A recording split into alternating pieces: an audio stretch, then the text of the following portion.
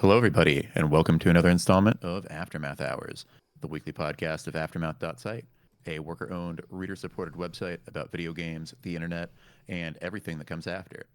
Aftermath is for the moment fully reader supported, so if you like what you hear, you can subscribe at just kind of the website now. There's a URL, but it's way more complicated than the old one was, We so don't, there's just a button. Just Just just go just press the just button. go there.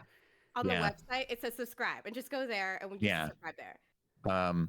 Anyway, if you don't have a ton of cash right now, and many of us do not, we'd really appreciate it if you could review the show on Apple, Spotify, or wherever else you listen to podcasts. I am one of your hosts, Nathan Grayson, and today I am joined by a whole mess of people. Geeta Jackson. Hello, I'm Geeta. I'm here, happy to be here. I'm recently caffeinated and very awake. Yeah, me too.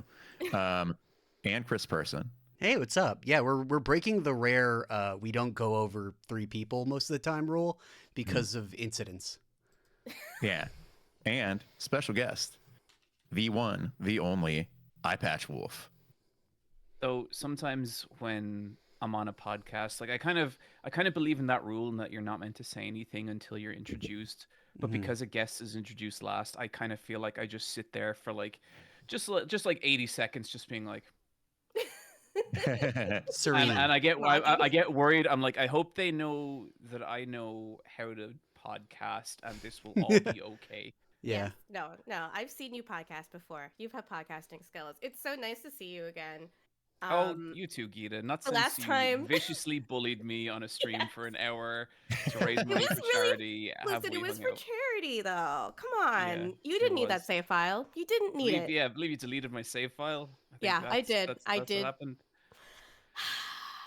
And Man. there was going to be an extra goal for that that we were going to reach. We were pushing the push goal. And you asked me, and I was on the spot, do you want to add anything to this extra goal? And straight up, I almost said bark like a dog, but I didn't. Oh God! Wow. Yeah. Okay. Cool. We probably would have pushed it through if I'd said that, but don't worry. No worries. Yeah. We did. My audience are the worst, but it's Freaks. fine. I love them. They Yeah. are Oh, freaks. I regularly enjoy telling my like, in particular my stream audience, that they're the worst thing about my streams. yeah. And I don't appreciate them, and that I endure because I have to, and that's it. And Well, I mean, you're the final gamer, so there's no one left. on the lore. Yeah. None left. There's no gamers left. Yeah, need that and anymore. honestly, thank God. We've been they were made too many illegal. For a second there, the world took a turn, so now we can finally right that ship. But yeah, so you are joining us today because you just released a book. Can you tell us a little bit about it? Sure. Yeah. So about, I'd say, like 2.5 years ago, I became kind of obsessed with this just like strange, I guess, like online phenomenon of people making fake video games. And I'd seen like this just kind of, around, like I'd follow some cool artists, and they'd make like a mock-up screenshot of a game, and it's like something they compiled and photoshopped, and not something you could actually play. But I think like I was always kind of interested in it because when you see one of those screenshots, I personally found it like impossible not to think about what that game like would be. You know what I mean? And I think where that got taken into overdrive for me was with the Plastaboo book Vermis. Are any of you guys familiar with Vermis? Chris, you're our only hope in this. No, actually, I've never played. Oh, yeah, you So- mentioned this in your recent video, right? Mm-hmm. So yeah, Vermis so I'm was familiar with basically... it from that, but So, nothing like, else. There's this artist called Plastaboo who is maybe my favorite like artist. It's like one or two. He's like top 2 or 3, but like maybe my favorite. And he released a book that was basically a game guide to this weird, somber kind of Dark Souls like. But the game didn't exist. It was like all just like articles about like how to get through this section. Here's what you do with this boss. Trade this item to this character at this time.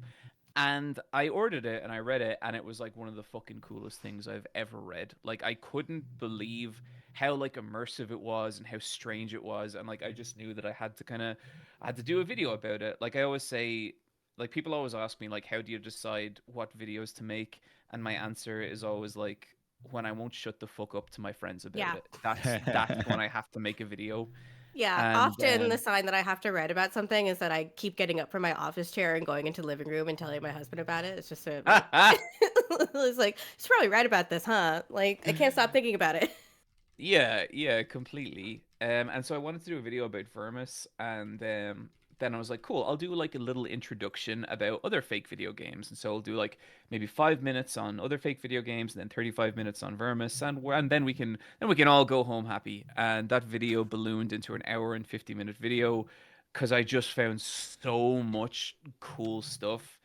But yeah, the people who saw Vermis sent me an email, or the people who made Vermis HoloPress sent me an email.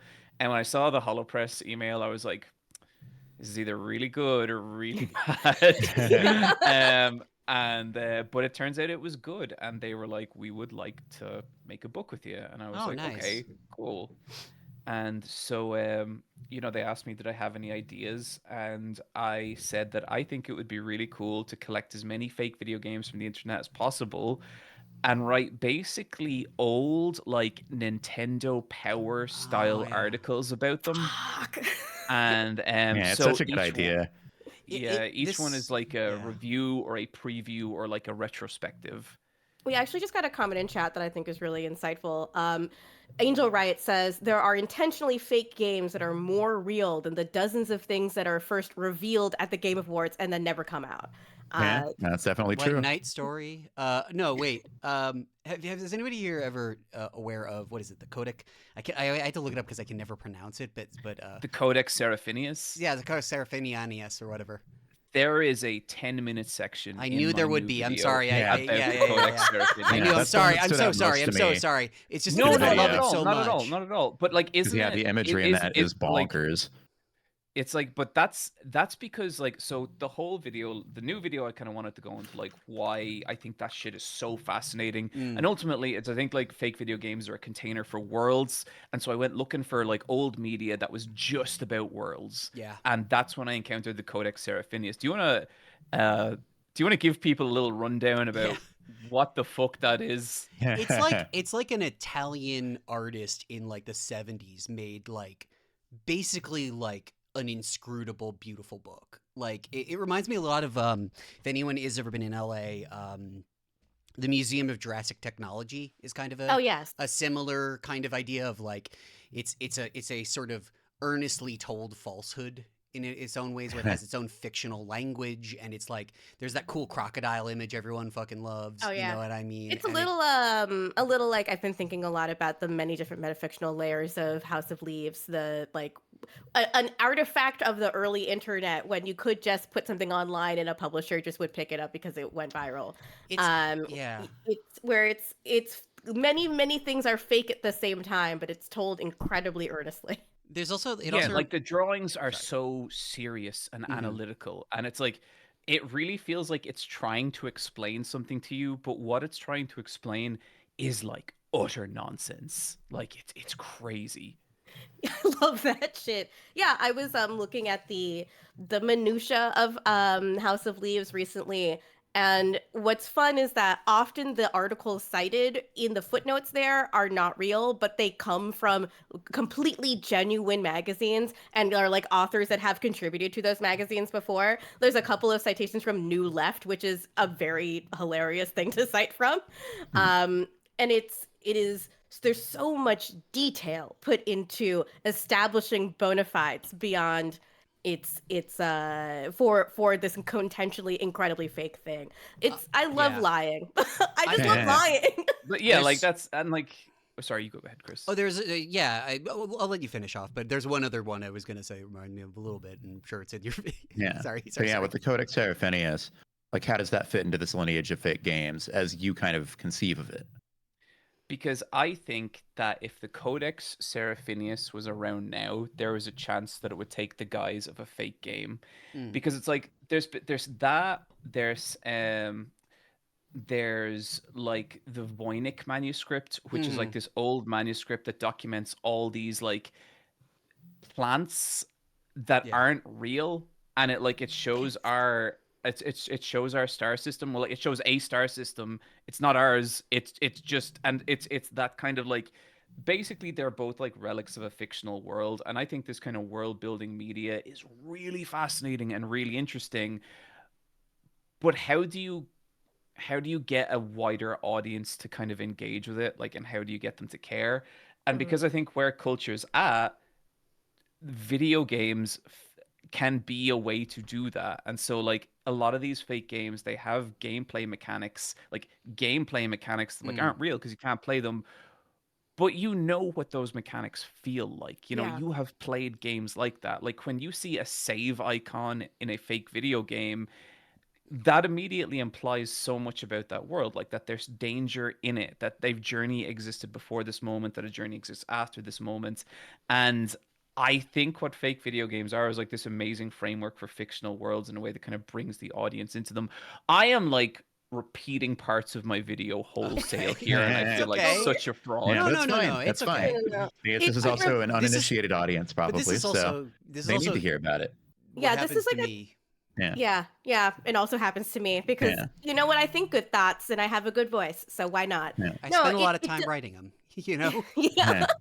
It reminds me a lot also of fiction like Borges, essentially, Hmm. where the idea is examining what is or is not real. And that means bringing the audience into that feeling of uncanniness, that feeling of familiarity. There is something I always chafe when people describe games as like uniquely experiential forms of art, Mm. because that's not necessarily true. Like all art is interactive in some ways, but there is like when you describe something in a written form and like the feeling of the controller suddenly is in your hands, or the feeling of your hands on the mouse Mm. and keyboard, it's embodied rather than just observed. And that feels so like the experience of reading House of Leaves did make me feel like I was losing my mind a little Yeah. bit. Huh. And if House of Leaves had an additional layer that was a video game, I feel like that feeling would be even worse and even more intense.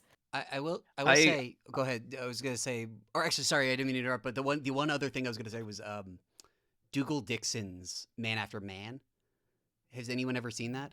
You've No, I'm not probably familiar with seen the that. Yeti from it, but it's Huh. it's it's sort of doing. It's a guy in the '90s who I think was accused of plagiarism. I forget, but basically, it's him doing these like weird outsider art depictions of how man would evolve, and it's kind of like if anybody here knows what Olaf Stapleton, sort of the predecessor to Arthur C. Clarke, he was writing way back in the day. He would do these like, here are the last and first men. Here are like the 13 evolutionary forms of man after mankind. And That sounds like all tomorrows.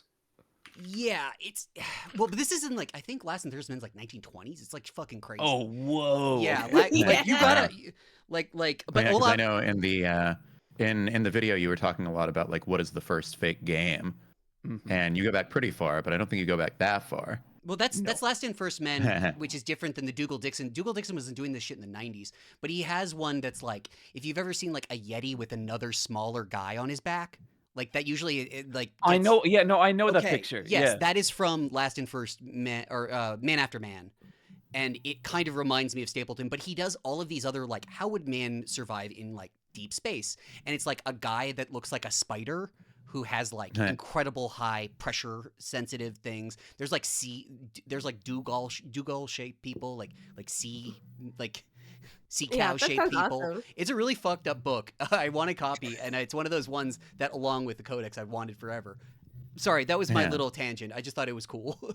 Yeah, but okay. So getting into this, I guess, from a broader perspective, because we on this podcast and on our site obviously talk about real games all the time.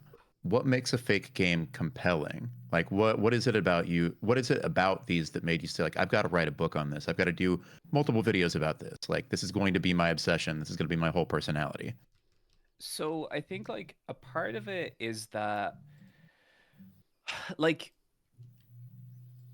when when you talk about like video games, like people do definitely go overboard and talking about how like video games are the most experiential media, because I think there's so many different ways something can be experiential, right? Like Yeah. a delicious plate of food can be experiential. That's the most experiential thing is like eating Yeah. food, right? Yeah. But with games, I do think what games really let you do is, inhabit a fictional space. And like that's fucking cool. And like that's why like horror games are so distinct and interesting, because like like they engage you in a way that like a non-interactive medium kind of can't. And I think what's so interesting about like fake video games is the frameworks they build to nearly make you feel like you are interacting with the world. So like say one of the games is this thing called Bramble, and the way you engage it, Bramble, imagine like a Dark Souls game, but instead of actually fighting the like different creatures you're encountering, what you're doing is you're building these little amalgamoids, which are like fucked up little Pokemon, and they are fighting for you. And it goes so in on like the menus you create these little creatures with, how each specific one of them works, and like the rule sets they operate under, and like the situations you should use them in, to the point that like it's very easy to imagine like problem solving with these mechanics, you know? And then like Godhusk, which is the follow-up to Vermis, is it goes even harder on that. There's this entire system about how you equip limbs and what different limb sets like do to your body and help you navigate the world in a way that like it would take so long to explain it. You just got to read it, but it's incredible. But I think even beyond that, so all that stuff, that is all kind of stuff that video games can do, right? And I think what's interesting about fake video games, and why I always kind of push back a little bit on this idea of when I show people fake video games, they'll be like, I wish this was real. And to me, there's a part of me that's like, no, this is more interesting because it's not real, because it's collaborative. You Mm-hmm. know, like I think it's Shigesato Itoi, the Earthbound guy, who was kind of like video games are a collaboration between the player and the designer. Because Yeah. ultimately, like games happen in your head. Like your console produces light, sound, and signal. You're the one who applies meaning to it, you know? And Yeah. I feel like that is the same thing that happens with fake games. But on top of that as well, and I say this with all the love and respect to anyone who has ever worked on a video game, but fake games don't have to go through the nightmare grinder of game developments, Yeah. which means a different kind of person is able to create it. And so you get some, and like not that there isn't like an infinity of like amazing and weird indie games, but it lets someone show you what they would do in a video game in a way that is so broad and strange and just really, really out there in a way that I just would be so much more difficult if these same people had to think about, like, not even like game design and light shaders and, like gameplay loops, but like logistics, like how do you financially create a video game? How do you raise Yeah. the money to make a video game and live on it? And Mm-hmm. so all of a sudden, like the concept of a video game becomes something that so many more people can mess with. And I Yeah, think I think that's kind of a lot incredible. about this when I think about the Final Fantasy 15 that never came out. There was a version of Yeah. that game, and you will still find people out there that are like, Luna Frey is a way better character than Luna, but that's because the version that didn't came out still gets to be perfect in your mind. You don't Exactly. It is Yeah. the perfect video game is the one that you never get to play because you create all those associations within your own brain. Yeah. It is very much like that Borges story, Tlan Ukbar Orbis Tertis, which is about a group of writers and philosophers that try to imagine a world and then imagine it so intensely that that world overtakes our world. And it's a story I return to it again and again to like remind myself about how much belief is simply required in order to keep all systems going, and how much art really is a collaboration between you, the person interacting with the art, and the artists themselves. That the art comes alive when it is looked at, observed, and talked about. That's what the goal of art is to me. It's like communication, allowing someone to intensely use their imagination. It feels like addictive and delicious because we live in a world where we're not encouraged to imagine things very Yeah, we're often. discouraged, in fact. Yeah, yeah. Yeah. We do not allow ourselves time to play. We do not allow ourselves time to dream. And when you get something that tickles that part of your brain, Yeah. give me that shit. I want it. It's got Yeah. it's got this element of like I think when you talk about like Jodorowsky's Dune, like that movie would have sucked Yes. if they'd ever tried to exist, and it didn't, and thus it gets to be perfect in people's Yes. heads. It gets to be this beautiful, like, fictional thing. Or even, like, I actually did this for Kotaku ages and ages ago and produced a video, which was the Timothy Leary version of the Neuromancer game.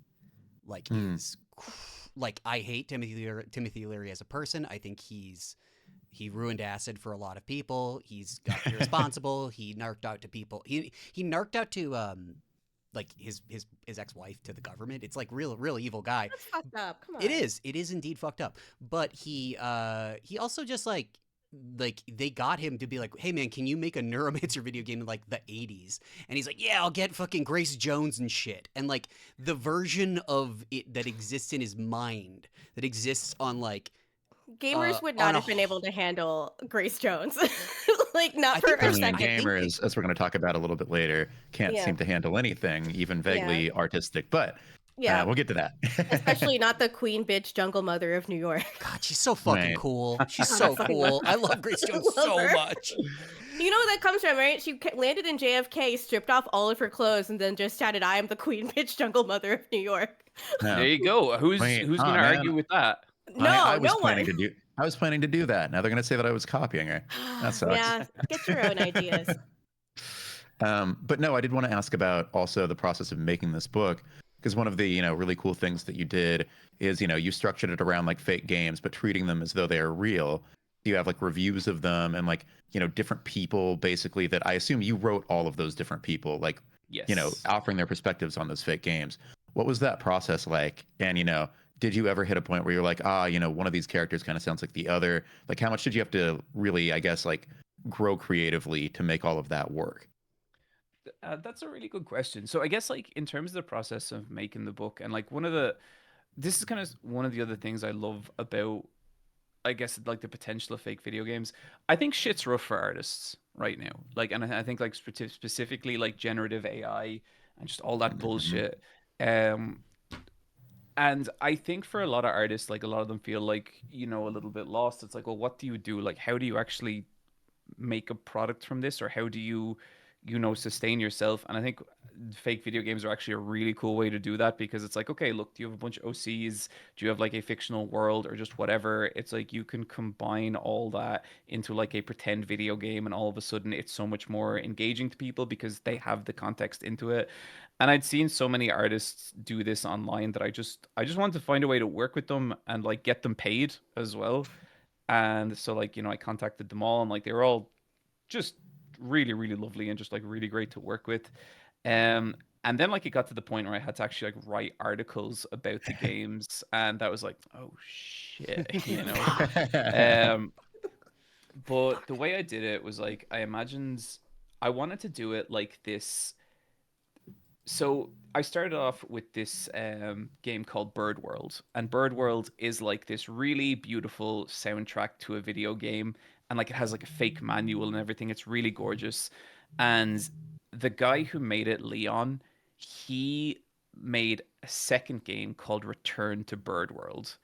And so I contacted him and I was like, I would, love to have you in this book. And he was the first person I contacted. And I was thinking like, okay, how would I structure these two articles? And so I made up a fake reviewer, and I decided that these two games were going to be 8 years apart. And at the end of the first review, he's like, and I hear Bird World 2 is coming out next year. Great. Yes. And so then when you actually so the book is chronological, like, so in the timeline of this alternate reality where these fake video games live, it starts off at around the late 80s and it ends around the early 2000s. And so in the 8 years between these two things, it's like in the first article, he talks about playing Bird World with his fiance and how full of hope he is and just all this kind of stuff. And by the time we get to that second article, The Return to Bird World, it's been 8 years and he's gotten like divorced and he's way more cynical and just kind of bitter. And that kind of like had it in my mind, okay, we can actually do something kind of interesting here, because then like there is this whole other story that is happening like in the background of these game reviews. And I haven't really spoken too much about that online, about like what that kind of means. But basically there's 3 reviewers and all of them have like their own preferences. And like I think towards the end of the book I only started to cop on to how interesting a story you could tell through that. And I feel like two of the reviewers are too similar. Like two of the reviewers, one of them's like this very like idealistic, very kind of video essay-ish writer.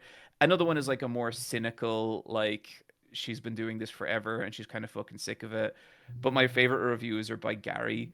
And I came up with Gary because I read a bunch of like mid 90s game reviews and just Oh. could not believe Mhm. like how they were written and They're like They're wild. bad. they're just so crazy. Mhm. Like, what is going on? It's like reading that first Pitchfork review. I mean, Oh my god, yes. all the love in the world to Ryan. I interned unto you, but man, that's just bad. Also, Okay, but like, do you also- remember that guy who wrote that insane Blade 2 review? no, I'm No. sorry. It sounds bad Most though. of it is like about giving oral to a lady, and I don't know how. They just let you do but stuff. Just No, like I you didn't. say They shit. just let you Yeah, do wait, stuff. sorry, I think what it was the Ain't publication It was Cool this News. in? I think it was the Ain't It Cool News guy. Oh my god, wait, Oh, he was always yeah. just saying shit. I remember He- getting like just being like dismissing him forever when I read his review of the Tom Cruise Jack Reacher movie, and legit one of the sentences in his review was "events occur," which Also- is that's what happens in I every mean- movie. Also, by the way, Bird World is Leon, right? Leon, yeah. Yeah. Oh, I know Leon. Leon's a good Yeah. friend of Oh mine. wait, yeah, the Oh, poster. okay. Sorry. Yeah, I've Yeah, only the read relatively yeah. famous poster. Yeah, he does Yeah. music as well. The music was for Bird World as a.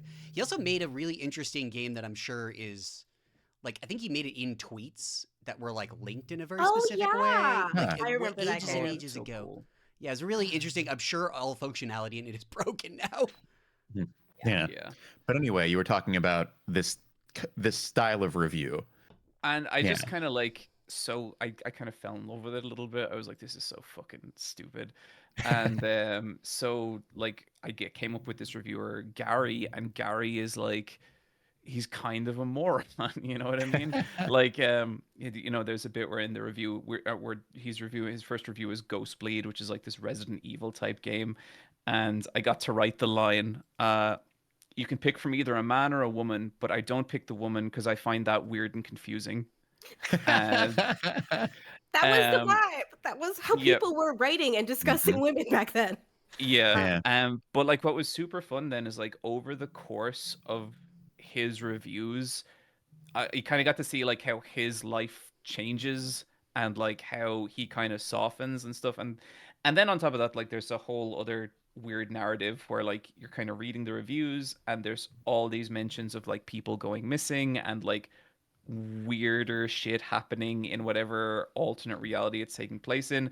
And honestly, like it was just a blast. I always find that hard to get to the end of a creative project and not think about what I would do better.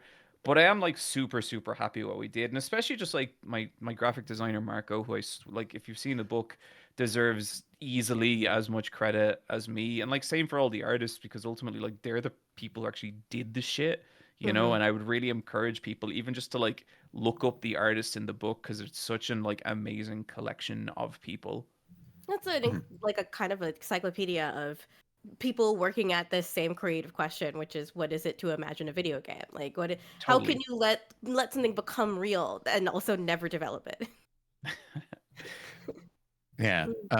One of the things that I enjoy about any of this is that it lets people explore so many like different approaches to game making or even aesthetics. One of the ones that stood out in your video to me was Titanium Daydreams, which you were also very intent on getting people to notice more. Because I think at the time of your video, it had like just over, or the YouTube channel for it had just over like 1,000 subscribers, like barely any. Yeah, I think so. How has that worked out? Have more people gone and actually watched their videos?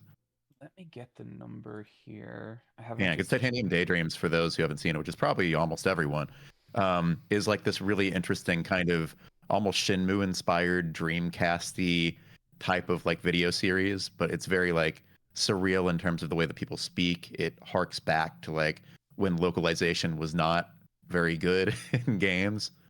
But I think, as you said in the video, it sort of becomes weirdly poetic as a result.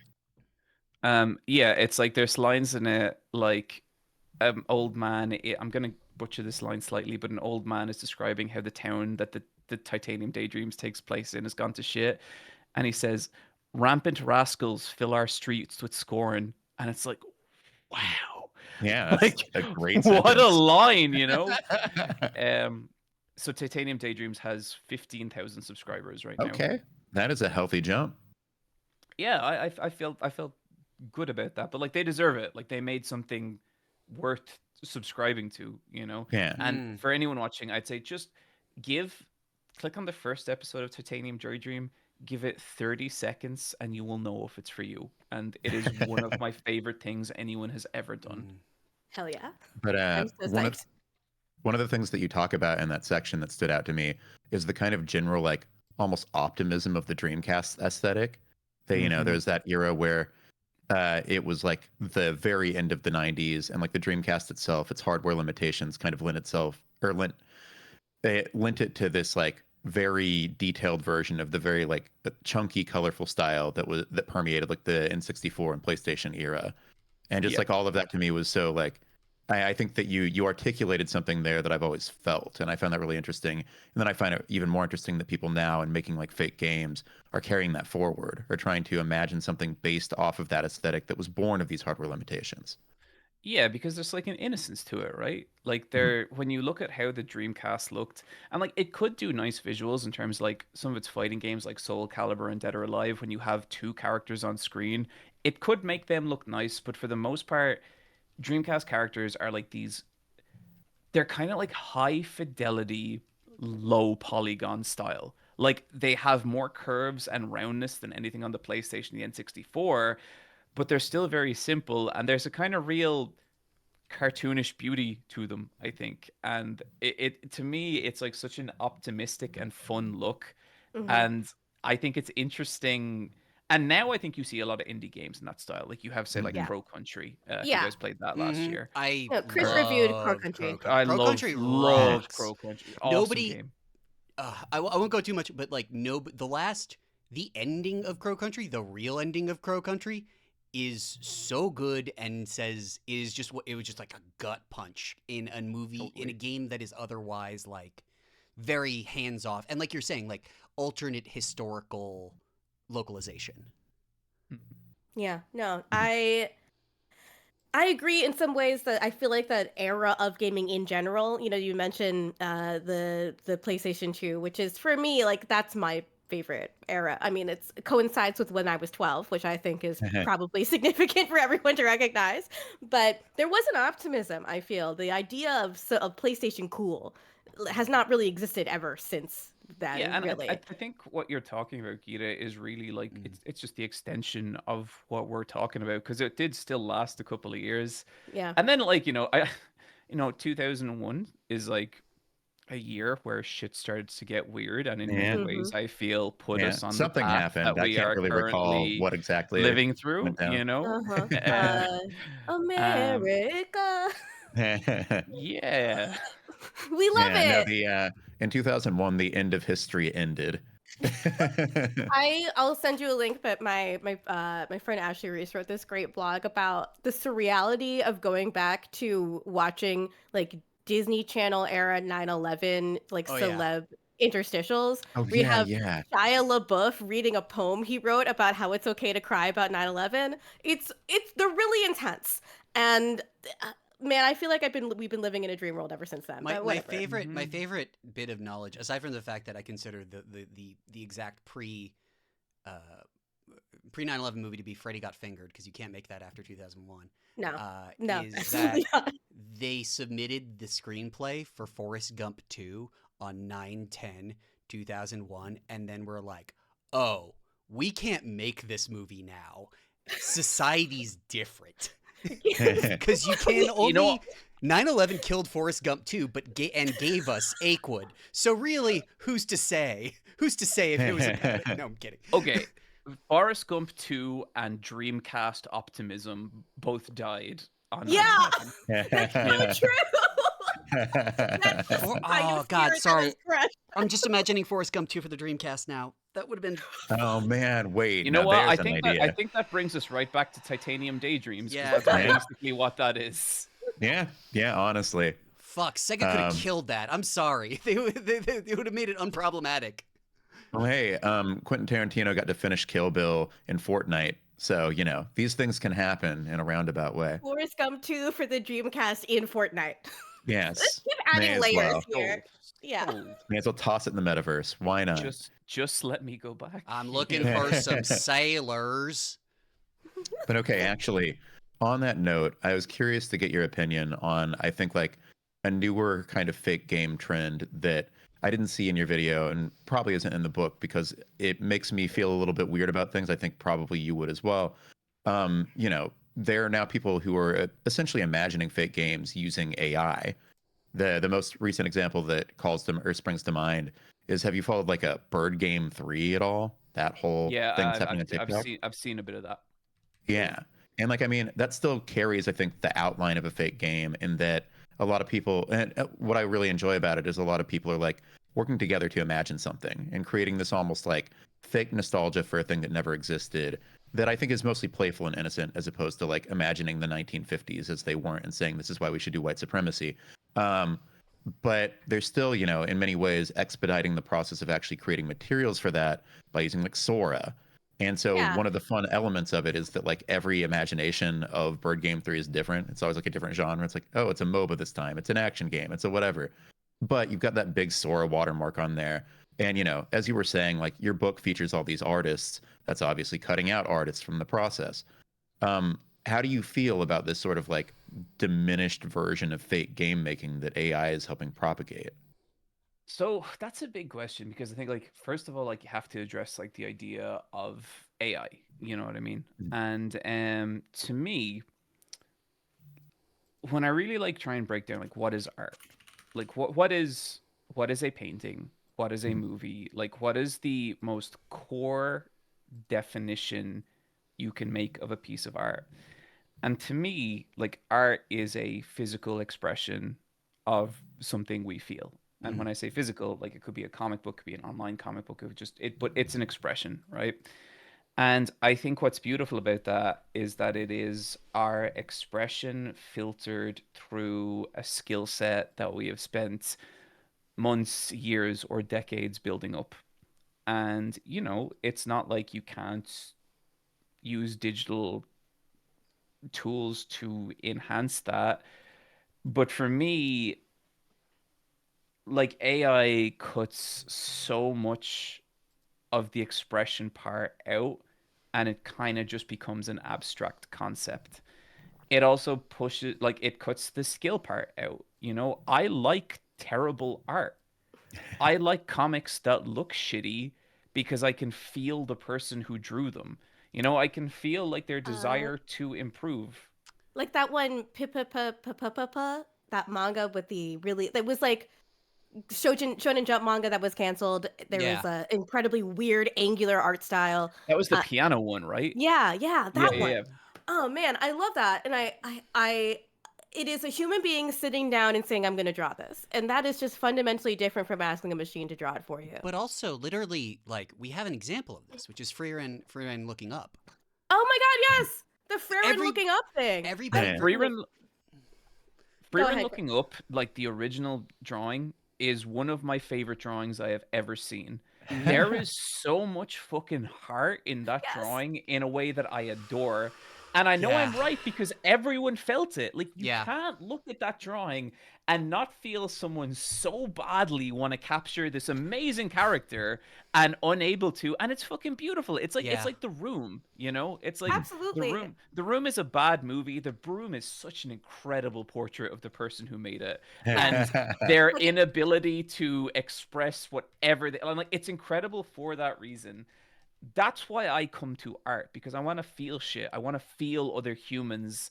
And a lot of the time with like AI stuff, the human concept is too far away. And sure, someone entered a prompt and someone selected the particular images. Like, there's a certain amount of editing that happens. It's just not interesting to me. It's Yeah. Now, yeah. what I will say is, like, for Bird 3, like, if we are keeping AI purely to the realms of shit posting, okay. Like, I don't see the harm in that. But then, like, it's impossible not to see it encroach on. And like, I yeah. really believe like people who can draw, like illustrators, like long story, but like I consider myself like a failed illustrator. Like it's something I wanted to do for a long time, and I was never able to. But I have so much respect for the people who can and the people Mhm. who made it. And I see generative AI as something that really hurts those people and something that makes their like livelihood more fraught. And I think that sucks because they were never winning those fights originally. Yeah.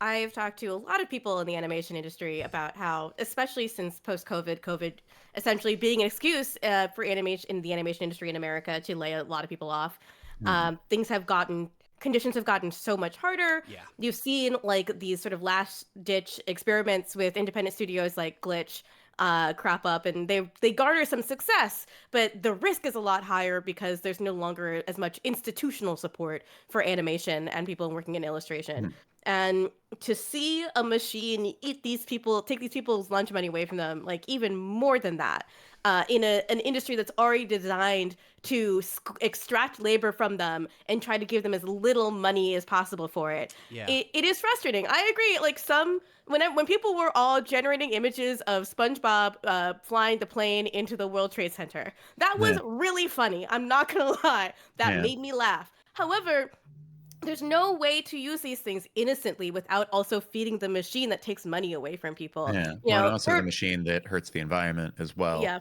it's Yeah. It poisoning does local many small black terrible things. communities. Yeah, no, Yeah. I mean, for every Bird World 3, you see people like very genuinely using things like Sora to do to imagine a SpongeBob video game. And you know that that isn't the intention of taking that to Nintendo and saying, "We can make this for you cheaper than a human being can, because we will not be hiring human beings, we'll be using this stupid machine." Yeah. I Yeah. mean, as Although with the all of these things, it's always you have to focus labor first. Like for Yeah. me, at least, for me. Yeah, yeah. you know, Although I go the ahead. the the funny thing with Bird Game 3 is like now you have this additional phenomenon where there are people who are saying, okay, well there are all these imaginings of it, many of which come from AI, but we who like have actual game making experience are now going to make this game that you guys have been kind of like, envisioning or like a version of it. And so then it does circle back around to the realm of actual human creativity, but based off of like a series of AI driven prompts. It's like such a weird loop. And again, it still has this human element of people, creating this narrative around a thing that never existed, which I think is the nice part and the beautiful part, and a thing that Mhm. like people will never stop doing, even as AI encroaches. They'll still Yeah. be like, yeah, we want to tell each other fun little stories just for the sake of doing so, not necessarily to make money or for any of those reasons. Yeah. Sort of like Goncharov, the fake Martin Scorsese movie that Tumblr made up based off Oh. a sneaker label. Someone bought bootleg sneakers, and for some reason the tag said Goncharov by Martin Scorsese on it. Oh, that's so good. It was Yeah. really, really good. And so I have got really mad because I was like, no, but at the time that they say this movie came out, Martin Scorsese was not producing gangster films. And you've imagined this as an Italian, like a Italians in Russia gangster film, and he was not doing that shit at that time. People got Tumblr mad at me for trying to correct their knowledge of film history. But whatever. It was still really fun to have to just like let it reminds me also of Orc City. Do you guys remember Orc City? Yeah, We do, Port City yes. was a fun little moment. I liked There that. was What was Orc City? somebody on Twitter was just making fun of the writing in Kojima's games, but not for a valid reason. Like all his women are awful, like written in a terrible way. But but for the character being named Fat Man in Metal Gear Solid 3, Yeah. which is obviously a reference to the nuclear bomb. But then Yeah. film critic Esther Rosenfeld retweeted him and was like, "This is the first paragraph of his book, by the way," and it was like the elven king looked at the wreckage of Orc City and with a smile on his face. Around him, everything was covered in a knuckles depth of ashen blood. Yeah. Death to all the orcs, he says. It was And then just people just started to imagine what Orc City might be like Orc City, bitch. Orc City, bitch. It was also very like, hey, you don't get to make fun of him. We get to make fun. You know what? It was very exactly. like, we I'm love not his. a misogynist. Yeah, Like, circling come the on. wagons Fuck for a you. boy. I know I spent way too much time on these games for you to have a bad critique of them. We get to Yeah. critique them, and we love them, but we also think parts of them are garbage. And it's like Yes. that's it. Yeah.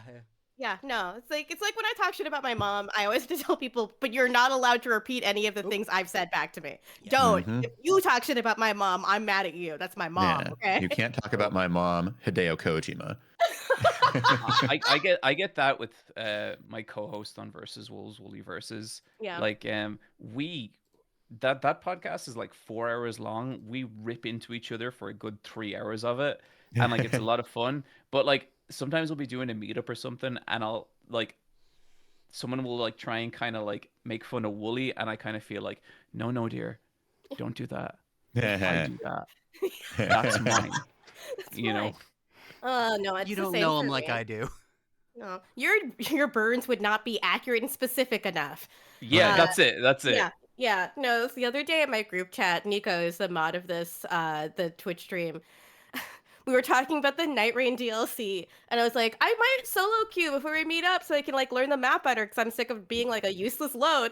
And she was like, it might also be good to try to play the game not stoned a couple of times. Well, then what's the point? I love the surgical precision that Yeah. friends can destroy you with. I remember I absolutely love it. I have a friend, and she is like just a black belt at that. And like one time she was doing an impression of me, and she goes, because you know, like sometimes like we'll be drinking and you'll start going on, and I don't know, you'll be like something. Oh, we're more ghosts than people, and it just ruined me. It was like, oh, I do say things like that. You know? Oh God, yeah, absolutely. I mean, you've heard my husband's impression of you, which is still I pretty have. accurate. I have. Yeah, you know, it was very adorable. Yeah. We do have another topic We to do. talk about. And it might be time to Are you gonna trot do on a over to fuck? that. Yeah. Not my best. you. 4 out of 10. 4 out of 10. But yeah. So our other topic for today is the game Horses, which everyone has been talking about unexpectedly because it is a art game from a relatively small indie studio called Santa Ragione. And so basically, you know, they're an award-winning studio. They've made some games that Yeah. are very well liked, but I would not say that they've ever gained this level of kind of, you know, notoriety in the headlines. What happened though is that they were about to release this new game called Horses. It's a black and white art game about a number of topics that one might consider taboo, you know, faith, sexual assault, religion, things of that nature. And then, Misophonia, which was useful for me. And then they basically said, oh, yeah, by the way, Steam has banned our game from being released on its platform. They were not entirely clear on why. This first began in 2023. So even before all the recent stuff with payment processors and blocking, you know, games with adult themes in them. And so they like just sort of laid out everything that had occurred. And then other platforms were like, okay, well, we're going to still release the game. And then this week, at the last second before the game came out, Epic was like, actually, we aren't either. And so then everyone was like, okay, what's going on here? And then yesterday, Humble briefly delisted the game and then relisted the game. And so in the background of all of this has also been, you know, people have gotten to play it. And, you know, the general reaction, which I think Chris can back up, has been this game, you know, yeah, it definitely goes into some fraught territory, but it's not like, oh, this should be banned. You know, you can't have this filth on shelves. And it's just kind of, you know, how would you describe it, Chris? I embedded this in my review, which I called, you know, Horses is Tame. Yeah. And, you know, analysis of it. And it's just the Krusty the Clown, what the hell is that clip? You know, like just after they watch Worker and Parasite, he goes, what the hell was that? You know, and it's just like, it's been like, okay, part of this is in a vacuum. If PC gaming wasn't basically one company, I would say this is good marketing. You know what I mean? I would say this is great viral marketing. I mean, it's a great way to get people on your side. I'll give you that. I mean, So, because okay, Valve this is like an obvious villain here. Go ahead. But yeah, go ahead. This is my question. Do you guys think this is a positive or a negative for this game developer? Because I had never heard of this game before any of this. I think Like, it in gives some them. ways it is a positive in Yeah. some ways, right? Because as Chris describes in his review, this is a heartfelt and earnest Mhm. mid game, right? Like it is It's got something that problems. It it's has got problems. problems. It's got I problems. I mean, think it's a stodgy Nicole game. Carpenter pointed out that there's like a incredibly slow walk speed, and that's when she noped out of trying to Yeah. play You it. just can't be doing that. I'm sorry. Like I know I'm that sorry. that's the point, but like I'm sorry. Like it's nails it.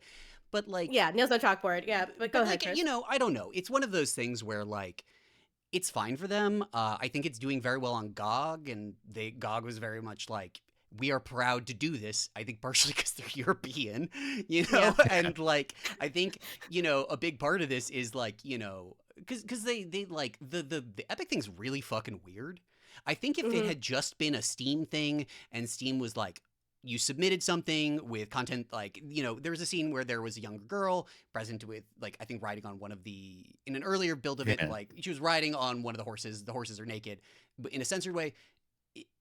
I think if it had just stayed at that, like that would have been weird enough on its own because like they changed the scene. The scene Yeah. has Well, apparently what happened is, they submitted a build that included the scene in that form, and Valve was like, nope, never, not in a million years. We Yeah. construe this as, sexual conduct involving a child. We will not platform that. But then they Yeah. basically didn't give Santarajian a chance to appeal. which They were just like, yeah. okay, anyway, you're banned forever. Yeah, And I think Yeah, that's and where they take issue. the Epic thing is similarly strange in that I think the Epic the thing's Santa weirder. Santa Ragione submitted it for a rating, and they got like an M or like An M, as they got opposed an to M. AO. And Yeah. so yes, and AO games are generally like it's extremely rare to get an AO. Epic Yeah. just says they won't have AO games on their platform. They're Yeah, just like, no, so never. Not in a million yeah, years. and so when the Epic Store decided not to sell it, as from what I understand from Nicole's article on it on our site, the Epic submitted the game themselves for their own rating, and the Yeah. rating when they submitted it Was was an AO, which is a bizarre move. That is really rare and really weird. Really weird, yeah. And like that's the thing about it is like all of this for like it was a little mean, so I kind of removed it. But if anyone has seen The Critic, there's the student film that Jay Sherman has called L'Artiste Meur. And it's just him being like, I am Prometheus Sherman, so alone. And then, Yeah, it's very sophomore. it's really Italian. We talked It's about Giallo film. extremely Italian. It's such Yeah. an Italian. And that's the thing. It's like, narratively, I would compare it like what it's doing thematically to Salo, although nowhere near as loaded as Salo has problems. And Well, Salo I watched Salo maybe 3 months ago, Mhm. and How you doing? How you doing? ooh, You know what's really funny? I watched that movie in the Bronx Zoo at a drive-in as part of a double feature with Climax, hosted by John Waters. And John Waters said, every time you see something disgusting in this movie, I want you to cheer. And it was probably a great way to watch the movie because, like in the final, I guess, canto or scene in the movie, you are seeing it from such a remove because it was a shitty angle. And my friend Tim had like a football game on the dashboard.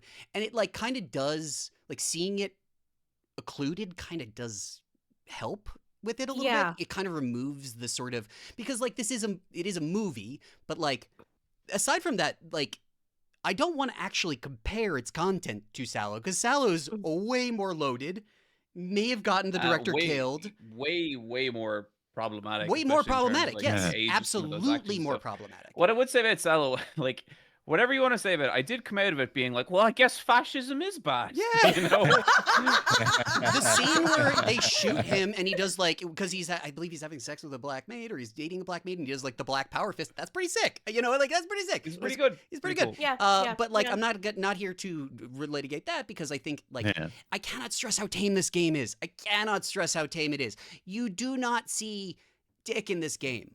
Like, I'm sorry, they just pixelated Right, you out. see more dick in like baby steps. You do right? see more Or you do see Dispatch. more Dispatch, dick, yeah. dick Or- of a guy with a head that is equine.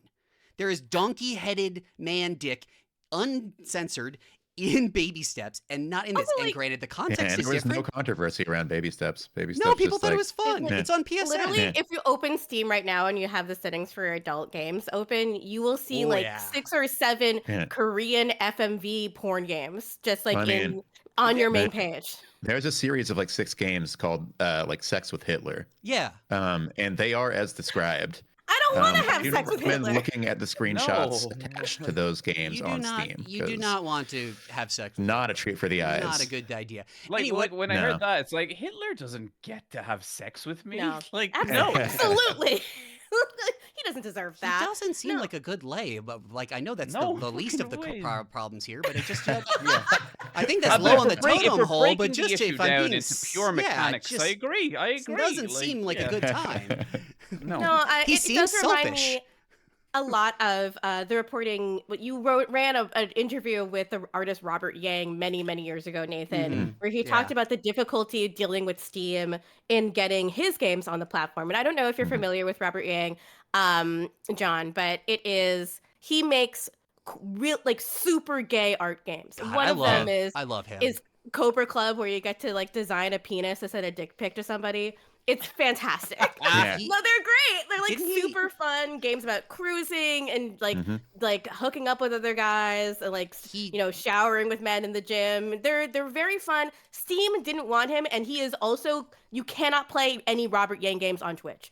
He's Yeah. called out by name. You will get permanently banned if you play any of these games on Twitch. I love the one he did of the one of my favorite videos, which is the lads with the chair. Yes, Oh, that's yeah. exactly what I was thinking of. Yeah, when you said that, I was like, I bet it's going to be the guys Boys with the kiss, chair. and then he hits him with a chair. That is one of my favorite videos ever. He made an I interactive game. version of it. It's so good. Yep. I've watched that video so many times, and I'm just like, what world is this? You know, like, Oh, wait. This is not a reality that I was ever granted access to, and I feel I belong there. You know, Wait, also, we're getting lore in chat. Apple Cider, who's our moderator for a lot of things, says that she was the voice of the mom in Cobra Club. Oh, This is not a joke. Nico, I forgot. Yeah. She says that's my one voice acting credit. Oh God, no! I That love the rules. chair video because it is at once dudes rock and also like where are these dudes? What's this situation? like Why is this Manchester? happening? Ugh, Maybe. I don't know. Maybe there's a really gay part of Manchester. I don't know. I don't know England. I don't know what's going on Turf Island. Sorry. Turf Island is my new favorite reality show. But That was yeah, I don't know. horrible. Just to get back to the game, it's just like it's not like what it's doing is like intentionally choose, but it's also like not a hard metaphor to get. Like the Mhm. scene that they talked about, the scene with the woman, the girl and then woman on the like shoulders is not sexual in the sense that it is not what the scene's about. It's literally like a businessman brings his daughter to the farm to ride one of these little animals, and she just explains to you what the situation is. And there's going to be a little spoiler here, but I think it's fine, which is that these are people. She knows they are people. These people were deviants sexually, and they have been brought here to be punished because it is not only does it have to be this way, it has to be this way for society to function. And for Mhm. society to function as it does, and for business to go along as it is, you have She to. explicitly says that everyone in this is like fascism 101. Everyone in society has its purpose. We are all cogs in a huge machine. And if one of those cogs does something untoward, is different in some way, is defective, then they need the whole machine can possibly break down. And this is like fascist ideology in a nutshell. And also Steam. It is also Steam. Also If there is- Steam. It's also distributing like content that is fraud. Is that if it is seen as a liability to business, then it is then the rules change suddenly. But if it isn't, like if you are like they pointed out, Epic pointed out torture. And it's like, bro, I have tortured so many people in video games. I have tortured, like, GTA 5 is what I pointed out. There is a repugnant scene in GTA 5 Yeah. that is politically pointed, but I still have to do it, and it's still Yeah. tedious. Where you Yeah. pay Yeah, people... I mean, Rockstar loves torture. There's They love Manhunt torture. as well. They love it. Yeah. They love it. And you know what? Americans understand torture. We understand it intrinsically. We do not understand sex, which is why people kind of get RoboCop but don't get Showgirls. Like Yeah. this is what we It's know. the American Fucking sickness. love Showgirls. Showgirls is so fucking good. Fucking good. Showgirls is so good. Bottle of wine in that movie and just forget about everything. There's a Faces good book of versus essays. is such a good line. Anyway, yes. There's a good book of essays called "It Doesn't Suck," by the way, which I would recommend about about Showgirls. But I mean, even like this, you know, if we're talking about basic understandings breaking down, it's also like anytime that a company like Epic or Valve or whatever sees even like nudity, they equate that immediately to sex, right? Even though like a nude body is not intrinsically a sexual object. But that's another American ideal that I think that we often just like, like similar to the difficulty that Robert Yang has, like games that describe the experience of being a homosexual and like having gay experiences. Yes, those are explicit, but also that doesn't mean they're pornography necessarily. Yeah, it's the kind of thing where like homosexuality is inherent. Okay, like it's all sexual, but homosexuality is an inherently sexual thing, whereas heterosexuality isn't. Yeah, Right, the default, it's expected. You get trading cards for fucking girls in The Witcher, like, and or you even see, like the way that people treat like, you know, their young kids, where it's like, oh yeah, you know, our kids are gonna get married someday or whatever, or like, you know, oh, they're he's gonna already be a fantasizing about their heartbreaker. kids in this. Yeah, exactly. Even though like that is much weirder than like, you know, a child going to like a drag event or like Or, a like, story literally- time thing. Yeah. I was gonna say, Like- but also like this is also a mutable. Like the attitude towards sexuality, if it makes enough money, it doesn't matter. Like Baldur's Gate 3, you can have all kinds of really explicit sex in Baldur's Gate 3. Yeah, bear sex, man. You That's can the thing fuck that a made that game bear. take off. You can fuck a bear in Baldur's Gate 3. It sold well. Yeah. Now they don't give a shit. I mean, like, to be honest, like they're fine with selling you sex as long as it's within certain boundaries and within these like an understandable commercial product.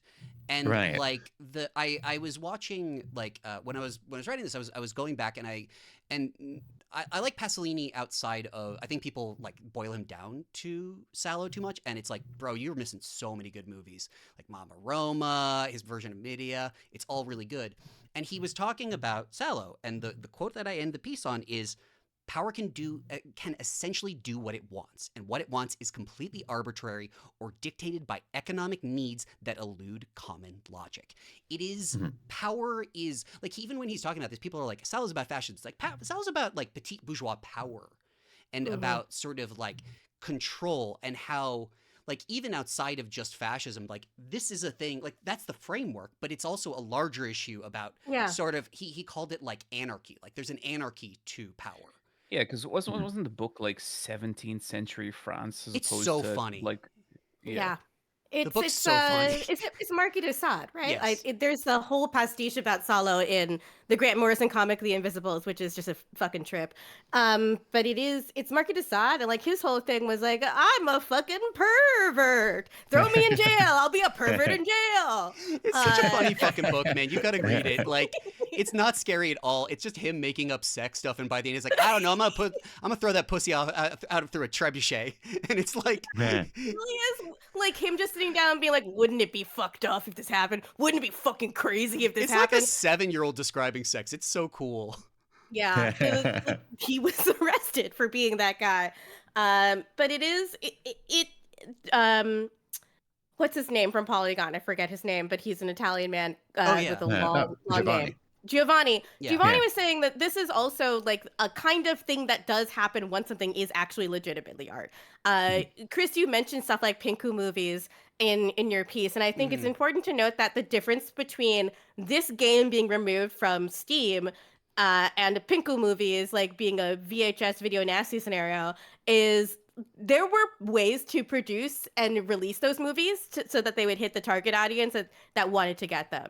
With digital games, Steam is the marketplace. Yeah. Steam, and if you're not on Steam, that is actually a really, really fucking big problem. And also, and like, that was the thing that, like, because earlier we were talking about, you know, like to what extent is this beneficial for Santa Ragione? And in terms of notoriety, for sure, like their name is out there. But if you don't have a means by which to monetize that in this day and age, then you're still facing the existential threat of a studio closure. And they've said that. They're like, we have maybe like 6 months of runway, you know, if this game doesn't succeed. And it's not like we're going to put out another game of similar magnitude during that time. So it's like, okay, it's this or nothing. And that's kind of the problem. And that's the problem, especially with Steam, is that like just, Steam isn't just dictating whether or not this game can sell or go on sale. They're also dictating the entire like across the board kind of like mores that everyone else is going to follow, which is Yeah. why you had this knock-on effect of Steam being like, okay, we're not doing this, and then Epic going from, oh, we're going to sell it to, actually, never mind, and then Humble Yeah. briefly being like, actually, never mind. Yeah, Like, I think that's what kind of grinds me about the story in general. It's like I've kind of seen a couple of people turn it into like very much like, well, kind of like a really redundant like, well, is this game art or isn't it? Which is like kind of, I Like, think who we've been done with cares? that conversation cares? for like Shut 20 up. years. Yeah. But at the same time, it's kind of like this is not a qualitative thing. Like this is not a conversation about determining the quality of like this one controversial scene where it's like a young girl. I think she's riding a naked person like a horse. Yeah, that's That's Yeah. yeah, kind of what's yeah, happening. that's the basic idea. And even then, they aged her up for the final version. In the original thing, she was underage, and the version that came out, she is not. And they Yeah. basically said like it works better, and I agree with them. It Yeah. does. It's more muddy to have that juxtaposition. It is like more fraught, obviously, as is very clear from the reaction of people who haven't played the game. Mm-hmm. Yeah. Yeah, and like I Yeah, could see that a pretty much. little bit because I understand like there is an inherent cruelty that children are, and like I say this without having played the game. There is like an inherent cruelty that children are capable of that adults are not, and some of my favorite horror films have kind of like explored that kind of dynamic. But ultimately, like none of that actually matters because what this is a bunch of companies running scared. And that's it. Like Yeah. that is it. It's not about what's in the game. It's about like it's a bunch of corporations getting a bee in their bonnet and cowarding out as quickly as they possibly Yes. could. Like Mhm. Yeah. just big cowards. Like it's ridiculous because as Chris also noted in his blog. Sorry, just read Chris's blog. But as he noted in his blog, like there's forms of art, like not just movies, books, man. Like songs. Bro. There's like the paintings I have seen. I have a dress with Hieronymus Bosch's Garden of Earthly Delights. I love going out with a dress that has an image of a man farting through a trumpet in his butt. So Like that's good. one of my favorite things. Like there's a world of art that goes so much harder than this. And in fact, like Yeah. I even think something like Psycho Patrol R or the other Mm-hmm. consumer soft products game approaches some of these same themes and is actually way more disturbing. Like even just to look at makes Yeah. me feel kind of nauseated, which is good. A compliment, by the way. One of Right. one of two Mm. games this year that explores the concept of the sort of what if you turned a person into an animal and had them run around like a pet and just never commented on it, and then you found It's a out big later year for the human it's a pet great guy. year for Yeah, using yeah. that to as a It's as a like means that- for fascism, you know. Yeah. Yeah. But no, like it's why I ended up writing a piece last week titled that like Steam is for products and not for art. Where basically like I concluded that anytime that Steam releases something that is subversive or that like, questions the status quo, that's more of like a happy accident than it is the purpose of the thing. Mm-hmm. Yeah. And like I ended up I quoting an actually interview that I saw- did with Giannis Varoufakis, who like worked on Steam way back in 2012 and like worked on the marketplace in particular, and then later published a book about techno-fascism or techno-feudalism, which is basically his conclusion is that we don't live under capitalism anymore. We live under a new thing that is more feudalistic in nature and that is aided and abetted by these platforms. And I think that the quote that he gave me about kind of like he was talking more generally, but especially about like Amazon. But I think Amazon and Steam are similar in a lot of ways in this regard. And he's like, it looks like a marketplace, but it isn't a marketplace, has none of the characteristics of a market. The most important characteristic of a market is decentralization. You walk into a shopping mall, you walk into a farmer's market. If you and I walk together, we see the same products. We can have a discussion about it. We can say, this is crap, that we're not going to buy this stuff, or this looks great.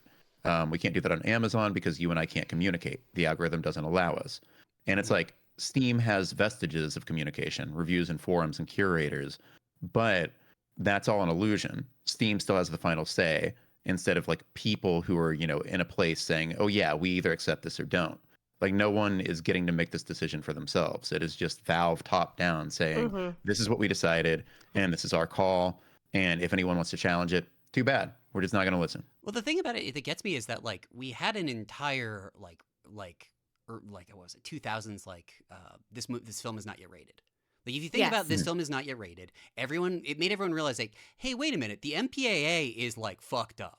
Like it's a fucked up organization. It's kind of unaccountable. Even the MPAA kind of gives you more feedback as to what they thought the offending scene was. And it's usually capricious and arbitrary and conservative, but it's usually a little more informed. You have a means to appeal, and there is at least, and importantly, it only impacts America. Like that's the thing about it. I call it it's this hegemony of American prudishness. Like it is vital that these rules be like actually interrogated and transparent and also able down for appeal, because you are dictating content for the whole world in many ways. Or the majority of it. And like, guess what? Not everyone thinks like America. In fact, quite a few countries do not think like America. No, that's a goodness. fucked up way to live. We are not healthy. We're not having it is extremely notable too that in this like same time span, right? And these stories are less reported. There was another game that had its release severely delayed by Steam, or rather they like released and then got DMCA'd for spurious reasons. Valve took their game down immediately and didn't put it up for weeks or reply to like any of their correspondences for weeks. And then at the same time, Valve has also been quietly delisting pretty much any game the Russian government targets. It says like, oh, we disapprove of that. Like if that includes like if it's made in Russia and includes LGBT content, then it can't be sold in Russia or like. So, and like the tie that binds all of these is that Valve, instead of evaluating the content or like rigorously going over it, just says, okay, we're getting rid of that. Like they take the path of least resistance every time, even though they are Valve. And so they have the ability to push back and set the standard for these things if they decided to. And also, Lord knows they have the money. They are making so much money. They're making money hand over fist. But the size of Valve has remained semi-consistent in the past handful of years. It's a little over 300 people. And so as a result, yes, of course, it's going to be hard to evaluate, 10,000 games coming to your platform every year. But you could also just hire more people. They have the means. Where would they get the money to. for that, though? They don't have. I don't They know. just. I mean, Their like- fucking most successful service in the world. Like, Jesus. I know. It's also frustrating. Like, there's the way that this is set up, there's almost no avenue to hold Valve accountable for this. The online chatter, they know it's all going to go away eventually. Like, people aren't going to stop using fucking Steam. The if you have ever been a journalist trying to get comment from Valve on literally anything. Oh, yeah. Anything. No, it's not going to happen. They're just not going to reply to you. Very difficult. Like they got a little bit better. To... I will say they have been getting Yeah, well, a that's little because they bit better switched about people. certain. But that is. Doug Lombardi decided to move to an island somewhere, and great for him. Yeah. And now they have Casey Boyle, and Casey's like an actual professional. But also, like, it speaks to the like, there's 5 people and a dog at this company, relative to its size. Like it's like you got one guy, change one guy, and it improves immensely. One time out of every 1,000, you get a response from the dog. It just says dog at Valve. And he's like, arf, arf. And you're like, damn, that rules, man. I could listen to you all day. Like a dog with a blog, but better. Yeah. What dog? Yeah. What? How much will the Steam machine cost? Is it impacted by RAM prices? Are you worried? Does this impact your bottom line? Tell me, dog. Arf, arf. Thank you. Yeah. Why was horses removed? Well, I was just concerned about the penis. The erosion of the American nuclear family. He didn't like the one dog guy that has a dog mask, and Oh yeah, he was offended. That's stolen. That's fucked up. That's racist. Dogs. Yeah, that's racist. Yeah, it really is. God, it is. I do think at a certain point when you are making stuff that's clearly outsider art, you do have to know when you're going to be on the outside, right? But it is like a different scenario when it's Valve. Right, a movie not getting distribution in the United States, I was still able to see the documentary No Other Land because there were an incredible documentary about Palestinians living in a village that is being actively settled by Israelis, and they don't want to leave.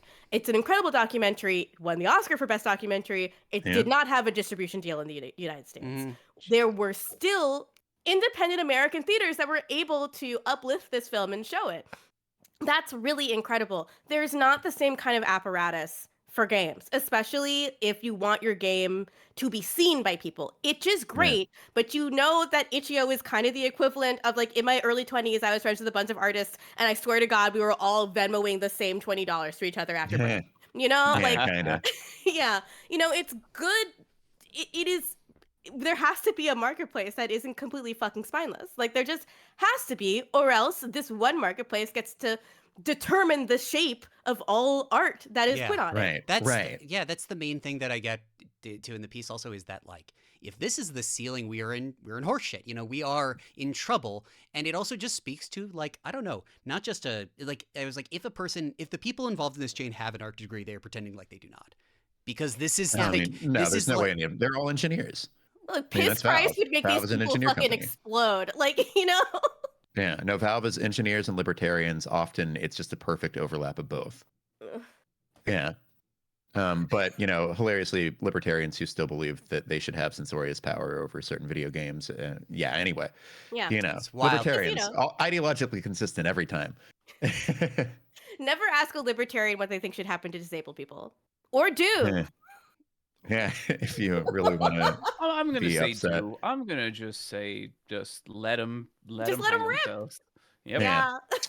Yeah. Speaking of letting them rip, we have reader questions that we should get to That was pretty in bad our too, mailbag. Nathan. This Yeah, is I know not it's your been A a game. real 4 out of 10 day for me. It's been a long week, so I'm I say tired. Whatever. nay. Anyway. Wow. There we go. Yeah, there we But see, go. I set Fuck. Chris up for maybe an Yeah, there we go. all-time great It was fine. transition. It was okay. Anyway, if you would like to submit questions to our mailbag, you can do so by subscribing to Aftermath at our member tier, which is our $10 one. You can do that on the website. That will give you access to our Discord, which is where the mailbag lives and happens. And also just so do a lot of our readers, and they're all great. And you should hang out with them and talk to them. Anyway, first question today comes from Metroid. What's the ideal number of trailers leading up to a game's release? And relatedly, what on God's green earth possesses companies to drop their quote unquote release trailer days before it actually comes out? Second one, I don't know. But first one, yeah, what is the ideal number of trailers? One. I will watch Yeah. one trailer and then I'm on media blackout. I don't want to know shit. Don't tell me anything.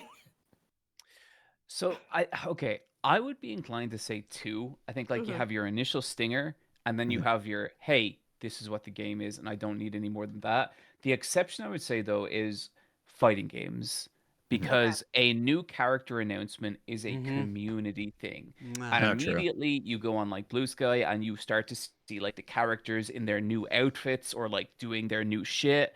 And it's like exciting. It's a community thing. I don't need several different trailers explaining the different gameplay systems. That's not going to convince me to buy the game.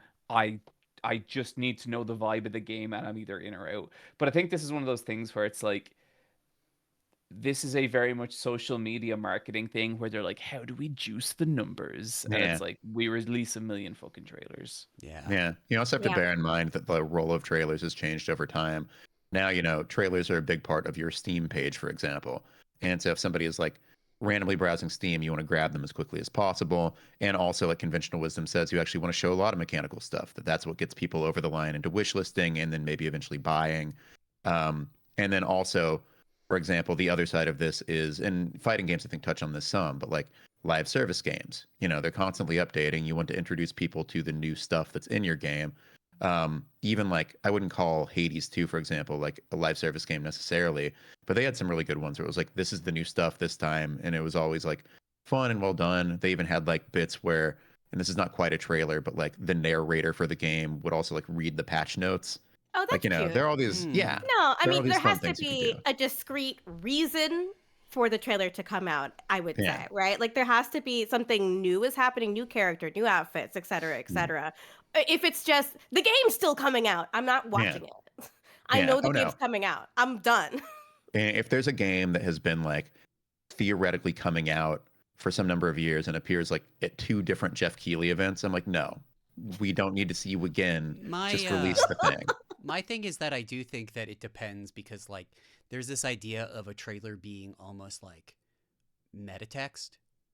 And I do love when that happens, but nobody's good at that except like Kojima used to be good at that and now isn't or doesn't care. And to be honest, he seems happier anyway. Like Death Stranding 2, he's like, I don't know, man, here's a trailer, fuck it. And like Death Stranding 1, it was just like an incredible puzzle box that caused people to stalk him. And it's just like, I think part I of it. remember I wrote in after a trailer reveal for Death Stranding 1 when I was still at Kotaku, I wrote a blog that was like, it was like Stefan from SNL. New York's Hottest Club has everything. Tar, Norman Reedus, a baby. And I got an email from Sony PR saying everyone in the office thought this was so funny.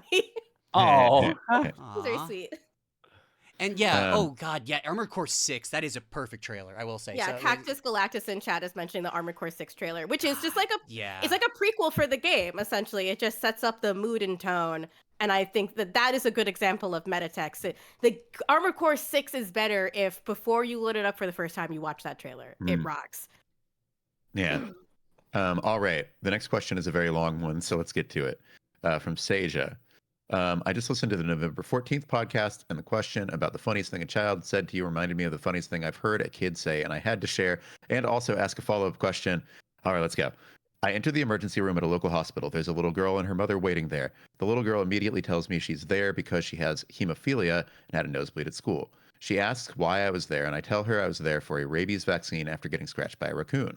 After a few hours of waiting, her mother tells her she can take the larger chair instead of the kid chair since her back has been hurting her since the little girl had broken it and she needs to stand up to stretch it. The little girl looks at her mother and says, "You're welcome for breaking your back for you. It made the wait worthwhile." My question is, what's the dumbest or scariest wild animal related thing you've done or experienced? This Dumbest or person is petting scariest? raccoon for wild obvious reasons. animal. I Um, have a healthy fear and respect of wild animals, because they're not humans. They don't speak English, and I don't understand their body uh, language, and they don't understand mine. I stay away from that shit. I'm a black person, so what I'll say about wild animals: black people have a healthy respect of the outdoors, but that doesn't mean we're gonna go in it. Um, gosh, I did see two coyotes in at Griffith Park in Los Angeles last week, though. And that was pretty fucking cool. It's me, all of us being like two coyotes, but that's it. I don't have any yeah, good stories. Sorry. I I grew up in Texas, and so I was outside a lot when I was a kid. And there are many animals around that I didn't know were super dangerous. Like I stepped on poisonous snakes from time to time. There were always like black widows, brown recluses around. Um, I didn't even know like how prevalent brown recluses were where I grew up until I was like 20, and it turned my world upside down. My parents were like, "Oh yeah, they're like all over the house," and I was like, "What the fuck?" Because I'd not seen what a brown recluse bite does to you It's up scary. to that point. No, it like necrotizes your skin. And so Yeah. like it starts out as a little bite and then it just rots outward. And if you don't get that shit under control in like 24 or 48 hours, you can like lose a massive chunk of like your Yeah. arm or whatever. It's crazy. And then like I started like when the scales fell from my eyes, I would like look in corners and places where they would tend to be and like my dad's house, and Oh, they were just there. They were just chilling That's out. And so I was like, scary. how did I never get bitten by one of these things? They're everywhere. yeah, no, I can't do spiders at all. Spiders are not. Yeah. I've like always been scared of spiders to the point that like we have like family in Australia, and we were flying over for a month. I was like I was like I think I was 17, and I remember saying to my mom, "Are there spiders in Australia?" And she kind of paused and she looks at me and she goes, "No." And I was like, "Oh, cool." And so we went over, and I have this really vivid memory of just being like, we were out in Cairns, is kind of how you say it, and I went into like just it was like a portable toilet somewhere, and I looked up at the ceiling, and there was a huntsman spider No. on the ceiling, and I Oh.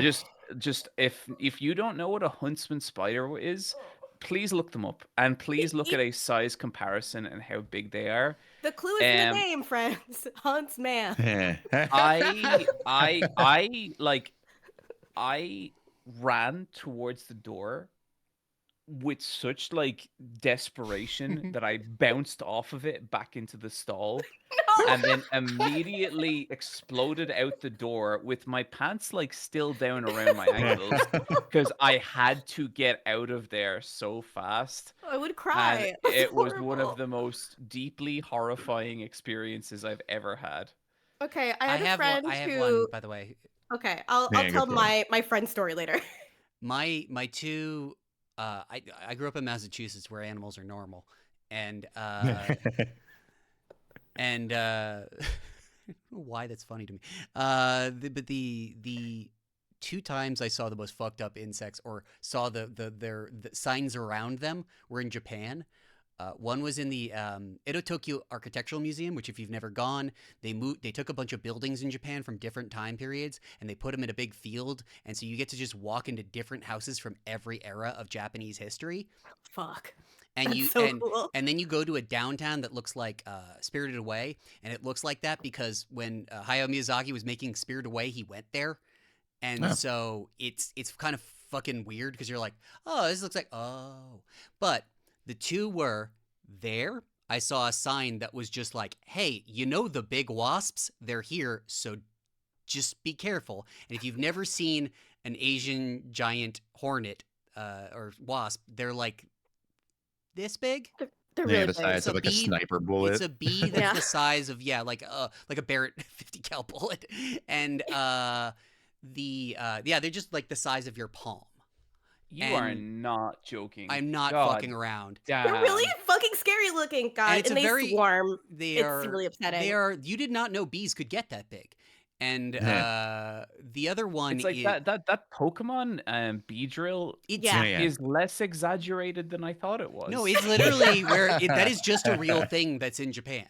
As Yeah. with many things with involving Pokemon, that's just a real guy. The the other one was we were in Kyoto, and I think we just gone to the manga museum, which is really really cool. If you've never been, it's a big school that they turned into a manga museum, and we had to go through a tunnel because it was a shortcut. And there's just a sign that's like, "Hey, there's black widows here," and you can tell Yep. because the red dot. And don't look up. And it said it in Oh, 2 no. languages, and it's just like, we need you to just keep walking, but be aware that this might be a going concern.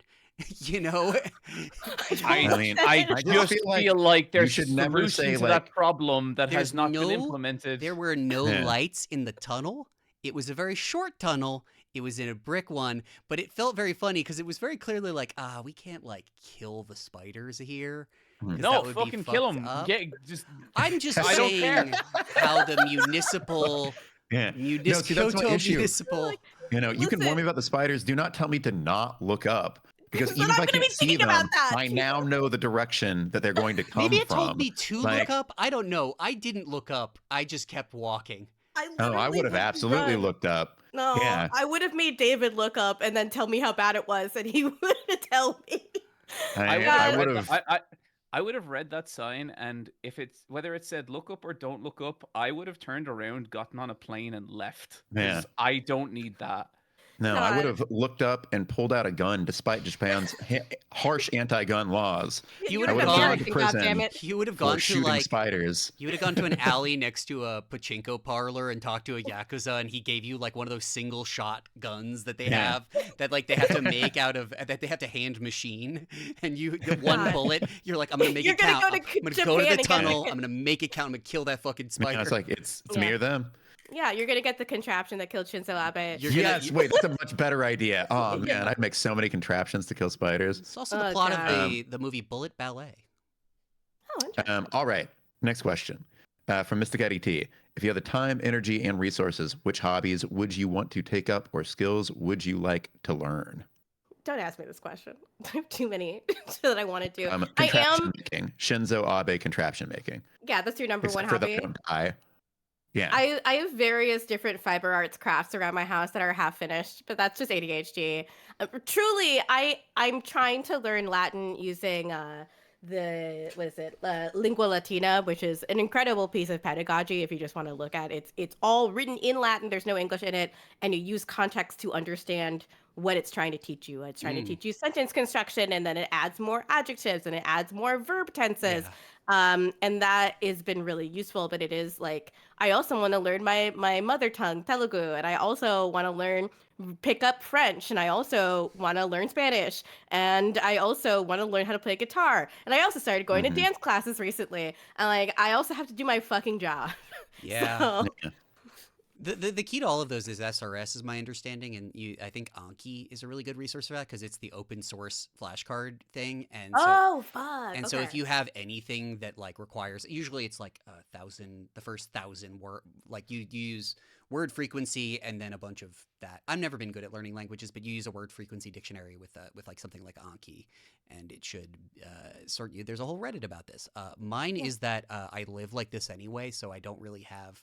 I have a bunch that are like on the back burner in terms of like hobbies. I really want an embroidery machine, like a real one. Oh yeah, no, they're Like really the- hell cool. yeah. I really Yeah. want the. I've talked to the Chinese companies that actually make that are like below the Japanese ones, but still cost like $5,000, and they just Mhm. send it to you on a crate. And I was just that's a real if I have a garage thing, but I just really want to get into machine embroidery. And They're I'm really mad. cool. I'm so mad there's not like a open source you make it yourself thing, but it's also because it's such a complicated machine. But I just Yeah. want somebody to do for 3D printers what they did to do that shit to embroidery machines, because I want like Yeah. CNC machines are really really good now, and they're not that expensive. You can just get a CNC machine that you make in your fucking house now. It's crazy. It doesn't cost a lot of money. Yeah, no, there are embroidery machines that are manufactured in the States, but they're always really expensive. And like the cheaper you go, it's like the less thread colors you can use, which is pretty vitally important. But if you've ever, man, threading an embroidery machine just like sends a shiver down my spine. Threading a regular sewing machine is fucking torture. So like good fucking luck, Chris. That's gonna be fun for you. I just know I've talked to representatives of the corporation Buy on Alibaba, and many people seem to like them. That's not an endorsement. That's just me being like, if I had to buy one, that seems like I don't know, that or like a good. Oh man, there's some really good Japanese ones. Chris also has a candy cab in his sun porch right Yeah, now. they No, it's use right next to Hell me. yeah. No, it's right next to Reassembling. me, and Oh, I'm really? going to show it. Yeah, no, I moved it into my office now. I completely resurfaced it, clear coated it. I'm doing the wiring harness now. I've done the decals, but I don't want the reveal until we get closer Okay. to me being it done. Yeah, It looks really The nice. good I'll show it to you photographs. afterwards, though. Okay, Yeah. hell yeah. yeah, I it does think, look really sick. I think my answer would be I know the very particular agony of being like kind of good at fighting, but not Mm. full time. I like a lot of different martial arts, but my favorite is Brazilian Jiu Jitsu. Hell And yeah. I've been doing that Yeah, for you have long. two Oh, no way. practitioners on Yeah. stream. Yeah, I'm a brown belt. Oh, wow, that's Thank you. really incredible. I That's am a white belt, so but I people know trained that it it's with MMA, so Oh, I that's have basic skills. I can work from guard and off my back and everything. yeah, no, that's cool. Yeah, But the club I'm at currently, like my old club was like a little more casual and it was a little more like just people from all walks of life doing it. And then I Yeah. moved house and I had to join a new club. And the new club is like half professional cage Yeah. fighters. And it is just like that middle ground of being good enough to ragdoll any new people that come in and just And then getting fighting tapped for your immediately life by people in who every other are- fight. And Yep. I would love that. I would love to have more time in the week to dedicate to that and to like get better. Yeah. I don't know that that's ever gonna happen, but I fantasize about it regularly. No, it's Yeah. it's similar to dance classes in that I've tried to find an adult beginner ballet, but I also know that if I go to adult beginner ballet, I'm going to be surrounded by people who are former professional dancers that are just also dancing, and I look like a little potato in one of those little leotards. I'm not ashamed of it. I'm a dancing potato, and it's like really it's fun for me. But I found this woman that is just clearly a working artist that's underemployed that just runs dance classes, and that's worked out because she's like doesn't have to look perfect. Take a video of yourself dancing and then find the really good screen grab where you look really cool and post that to Instagram, and this will all have been worth it. And it's really That's really such lovely. good advice. Yeah. Honestly, yeah, it's like she says, do it for the screenshot. Don't worry about how you look in motion. Just actually move your body and feel it. And like Yeah. that has been really lovely. But her ballet choreography to Rosalia this weekend has been sold out. I'm fucking pissed about it. But yeah, I think that also brings to mind just like the idea of hitting a skill level that you feel is adequate with something.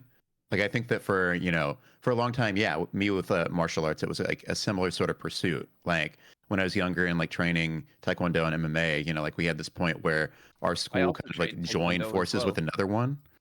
And like all the people from that other one came over and they were just so much better than the rest of us. And like, I would regularly get my ass kicked. I went from like being, one of the best people at the place that I was at to like just nobody compared to these people who were like lived, like ate, slept, and breathed it. And like, would not be able to walk for like a week after classes because it kicked the shit out of our legs. All of that. And now, like at this point in my life, I've definitely like I'm better than I was way back then, but I don't feel in that particular area a strong desire to like get even better. I'm like, this is fine, I'll take it. And like for a while, I was similar with like singing. Like I really like singing, and I would like to take some lessons to improve my form because I think I've been like damaging my voice recently. But I no longer feel that urge to be like I have to, be professional quality at this necessarily. I love I just sucking at have fun something. with it. I do. I Um, like love sucking at something because I'm really, yeah. really, really, really good at one thing. And the joy of discovery is like really Mm, elusive for me when it comes to like writing, which is my primary artistic form.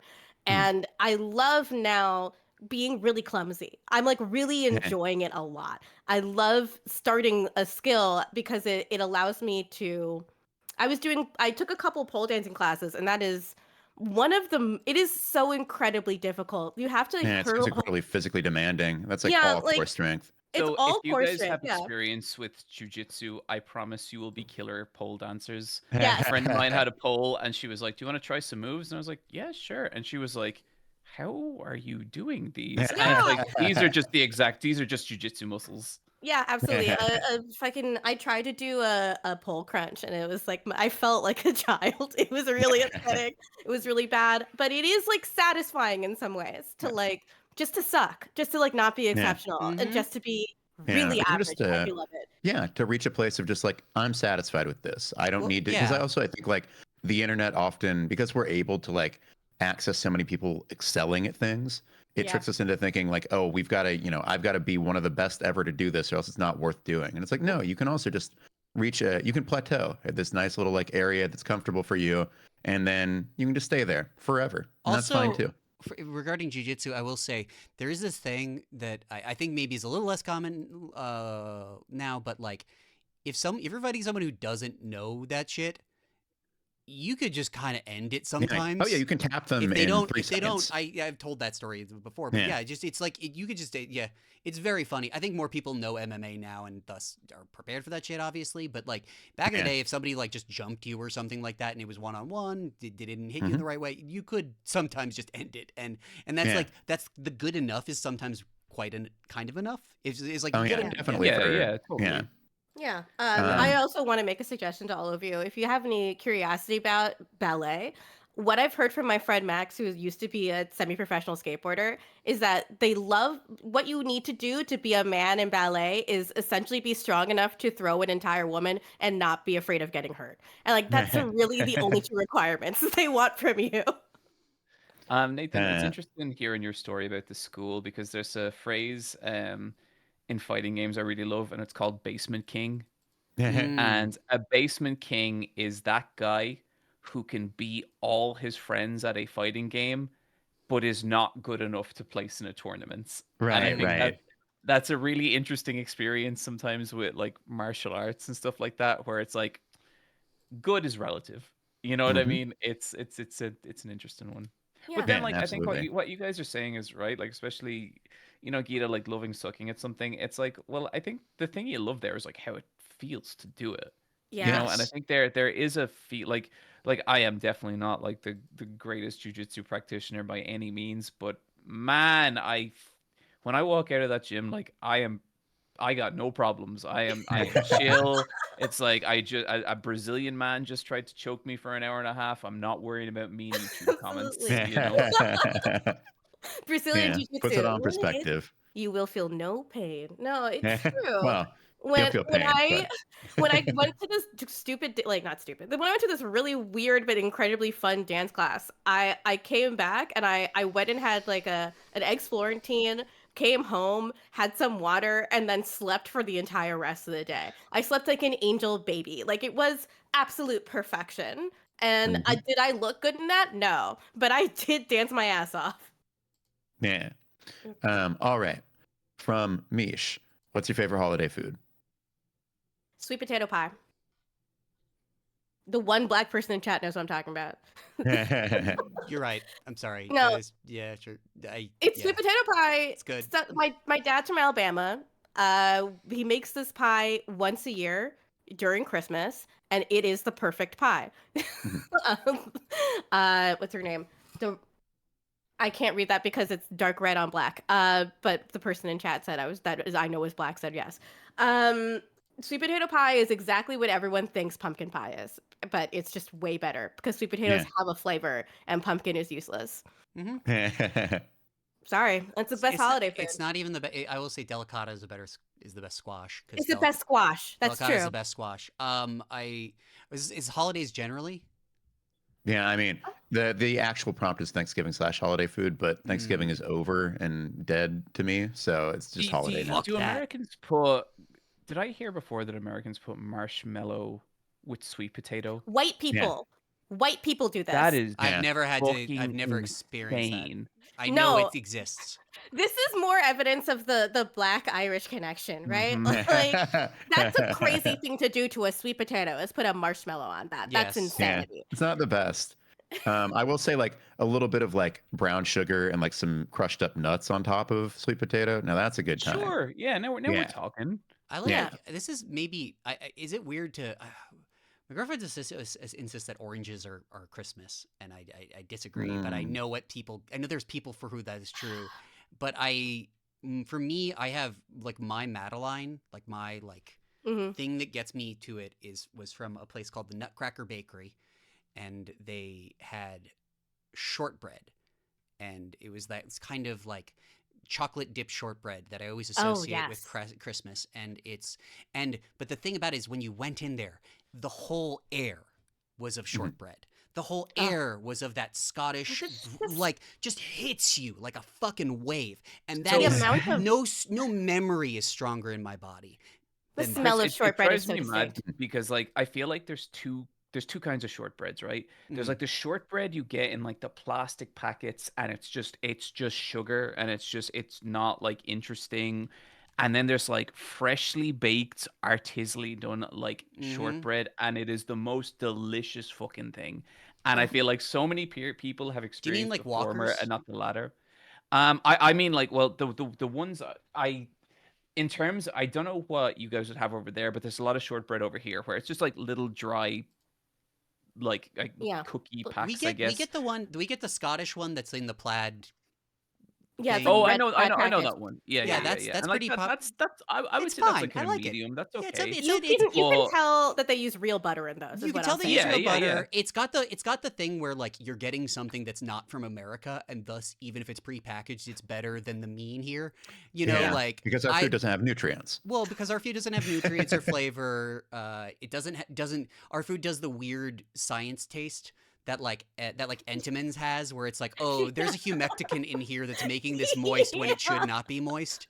Yeah, the science taste is such an accurate way to describe how a lot Mhm. of American processed food tastes like. Like a scientist was involved in making this food, which is Look, not necessarily how I want my food to be made. sometimes it's good, and let me show you. Hare's fuck. kettle chips, and the flavor is mozzarella sticks and marinara. And they I'm have, so and this shit excited. is I want fucking that. good. And there's also Yeah, one I that do is want that. artichoke dip that I got as well. Artichoke spinach dip, you know what I mean? Like that. So it tastes like an artichoke slice, really. Yeah.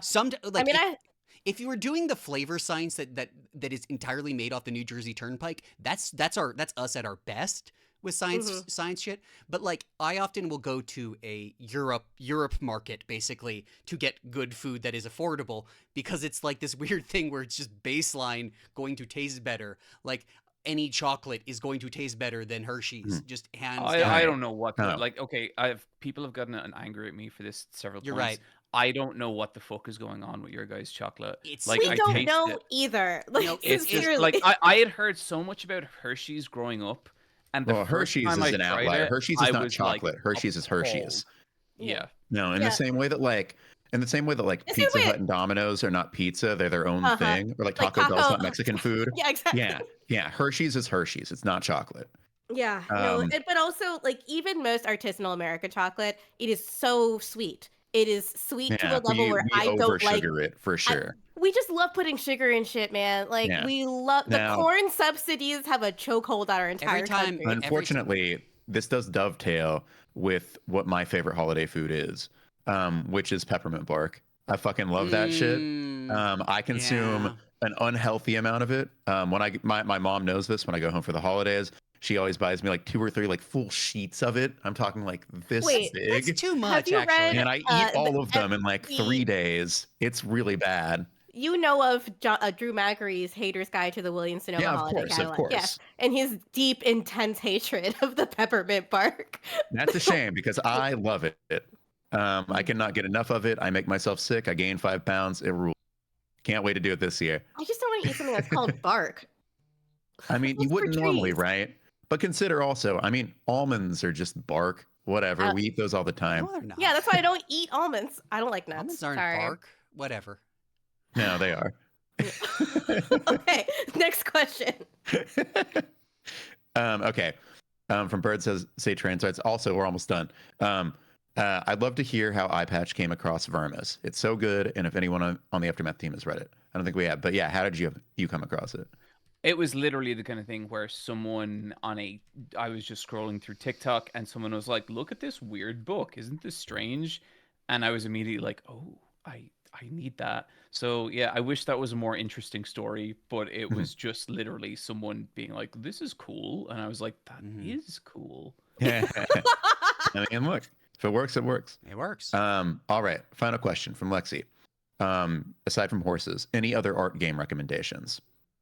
You know, the person I saw actually posting a link to your Steam is for Products, Not Art blog. One of them was Luis Hernandez, who is one of the lead artists from the game Jazzpunk.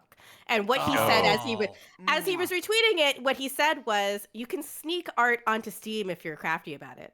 And I think Jazzpunk is a really good example of, it's a surreal humor game, one of the only really, really funny video games. Like, a joke in every single corner of the screen at all times. I love Jazzpunk. It's so good. Jazzpunk is It's so great. fucking funny. It's like, it's very rare that they let somebody be funny, let alone good, artistic and funny.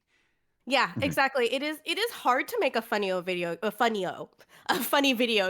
Funny. Yes, that's what I'm going to call funny video games from now on. I got a recommendation, an entire series, in fact. The Off Peak games by Cosmo D. It's a series of like first-person indie games that take place in various locales. My favorite one is set in like this weird after-hours hotel that like just has all of these like that really exemplifies what it is to exist in like a liminal space, and like, you know, turns a hotel into this like kind of pseudo horror, not quite horror environment. It just makes it very eerie. But yeah, Cosmo D has expanded this. It's created an entire like off-peak world, and so like each game has gotten a little bit more elaborate, but they're all super weird. They're all like just very interesting explorations of spaces. Yeah, Norwood Suite, that's the hotel one. Oh yeah, I heard about that one. Now there's Tales from Off Peak City, which I remember involves one of the many tasks you do is make a really weird and elaborate pizza. And the Betrayal at Club Low is the most recent one that came out in 2022, but I believe there will probably be more. Anyway, these games rule. You should definitely check them out. I read an article about one of these years ago, and I really meant to play it, and for whatever reason I never did. I am so happy to have this brought onto my radar again. It's weird you should say like a liminal space thing, because that is exactly my pick as well. When like the backroom stuff got popular, there was a bunch of games that came out that all were like trying to do like the liminal space backrooms thing. There's one of them that I really ended up like loving and having like a semi kind of like nearly like profound experience with, and it felt less like a game and more like when I would go see like an art gallery or something like that, like just really, really like experiential and weird. And it's called The Complex Found Footage, and it's like one of these games, and exact same thing, eerie without being horror. And the way they play with your expectations and the way they present you with different things, it's really like power. Like I remember there's one bit early on that I love, and it's like you're just going through this like these yellow halls over and over and over and over and over, and all you're seeing is yellow. And then you turn a corner and there's like this like maybe 2-foot gap like on the floor, and pouring out of it is a red light. And it's just like, fuck. And it's like, at that point, you are so conditioned to see the same thing over and over and over. And it's like, it's an incredibly like powerful moment. And it's just, it's a beautiful game. That sounds wonderful. I also want to recommend, I mentioned Consumer Soft Products earlier. He's got 2 games, and one of them, Psycho Patrol R, is the most recent one, but Cruelty Squad is like singular. Yeah, it is a mission statement. It is a fever dream. It is just honestly eyeball searing to look at and like queasy and disgusting. I've never. It's an experiment in just deep unpleasantness, and I suck ass at it, and I think it's perfect. Finland winning again. Finland, what's going on over there? Fucking they Finland, fucking more like Winland. they rock. I love that country. I love the country and the brains inside of it. I think he's from Finland. They're from Finland. Anyway, this is more of a vague because like I thought about this and it's like okay, I could talk about some weird little indie project, but just as a general follow, I really like Hilltop Works. Hilltop Works is a localizer who oftentimes will do patches for like PlayStation 2 games that never got a localization. Recently, they did Gunslinger Girl for the PS2. And like the Cowboy Bebop PS2 game. Oh yeah, I saw people talking about that in Blue Sky. Yeah, they're just a great like selfless fan localizer. I think they're working on an Hey, official. Chris, they sound like good people to interview. I'm going or some kind of a profile. Oh, Chris But- person. but what I will say is one of my favorites is Racing Lagoon. Racing Not- Lagoon. Racing Lagoon is a this isn't really an art game, but That's it's just like the visual novel kind of thing as well, it's right? like it's a kind of an open world racing game. Square did it. Kawazu produced it. Only got its like translation in the last couple of. No, wait, would couple you of consider Bye. this an art game? I would consider well, I guess the way I'm trying to conceptualize this is like games that just never had commercial viability in America. Mm-hmm. I think are worth playing for context. Do you know what I mean? Yeah. And so like a weird fucked up Square street racing RPG is I think Yeah. uniquely gives you a perspective that is useful. I mean, I guess I'll well, I think all games are art, but like no, I think that like it's worth I think the process of fan translation is useful, but also like to give yourself context outside of what is given to you. Yeah. I think is important, and to seek those things, and also to recognize that there are people who are doing these things to better our understanding. I don't know. Yeah. That's kind of an oblique No. one. Other than that, I'd just say Norco. I don't know. I think North is really cool. Bahamut Lagoon, I think, is another one where it's just like that's a work of pure I art. have never heard anyone say anyone else Bahamut say the words Lagoon. Bahamut Lagoon. That is Yeah. such a good game. Yeah. It's real. It's just beautiful. It's just beautiful from the very first frame. It is the perfect thing of a game that comes out at the end of a console, where they Also- figured out all the fucking cheats to make everything look 10 times better than the games that came out like in the beginning of the console. It's also speaking of localizers, that was a near translation, and Nier. rest in peace. Rest in peace, Nair. Yes. All right. With all that said, I think that is our show for the week. Before we go, though, Eyepatch, where can we find you? And B, I saw that you are doing a Shenmue stream this weekend. Why? So the stream is taking place on December 13th, which is not this Saturday, but the Saturday after. And I failed a series of bets and ever escalating challenges to the point that I now have to play through the entirety of Shenmue 3 on hard mode, which is a game that I have a deep and complicated history with. And we'll be doing it on stream December 13th, and we'll be raising money for the people of Palestine in aid of the terrible genocide that's been happening over there. And so you can find that on twitch.tv/Super Eyepatch Wolf. We will have a punishment wheel that we will spin whenever we raise $1,000, and I'm really, really, really looking forward to it. Kinda. But yeah. So you can find me there. You can find the Bizarre World of Fake Video Games book at hollow-press.net, and anywhere else. I mean, you can Google Eyepatch Wolf. I'll be there. There's not very many other wolves with eye patches, frankly. No. Anyway, this has been Aftermath Hours, the weekly podcast of aftermath.site. If you like what you heard, please consider subscribing. Also, we got a whole website, so go check that out. Read articles. Have a great time.